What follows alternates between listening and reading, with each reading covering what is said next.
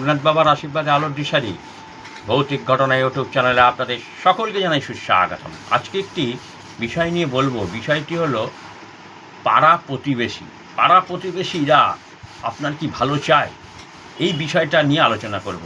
শুনবেন।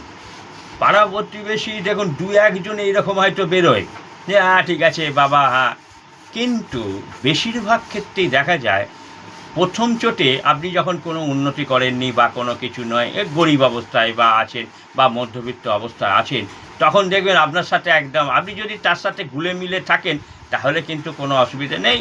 পেছনে হয়তো আপনার নামে বদনাম করবে, সামনে বলবে না।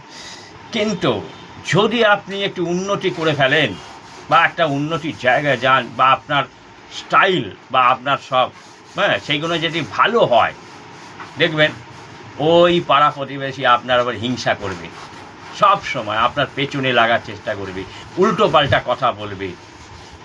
তাই পাড়া প্রতিবেশীর সাথে কোনো রকম আপনি সম্পর্ক কম রাখলেই ভালো হয়, কারণ তারা আপনার বিপদে আসবে না, শুধু ফায়দা লুটবে। তাই সাবধানে থাকবেন, কারণ পাড়া প্রতিবেশীর দ্বারাই আপনার ক্ষতি হতে পারে। কারণ আপনার কোনো একটা ধরুন ইন্টারভিউ এসেছে বা কোনো জায়গা আপনার পাড়া প্রতিবেশী ভাঙচি দিয়ে দেবে, ওরা বড় ভাঙচি দেওয়ার কাজ করে, দিয়ে দেবে, দিয়ে আপনার সর্বনাশ করে দেবে। বা আপনার মেয়ের হয়তো সম্বন্ধে এসেছে, ওই ভাঙচি দিয়ে দেবে, বা ছেলের সম্বন্ধে এসেছে ভাঙচি দিয়ে। পাড়া প্রতিবেশী দ্বারা আপনি কোনো উপকৃত হবেন না। তাই দু একটা ব্যতিক্রম ছাড়া কিন্তু পাড়া প্রতিবেশীর থেকে সাবধানে থাকুন।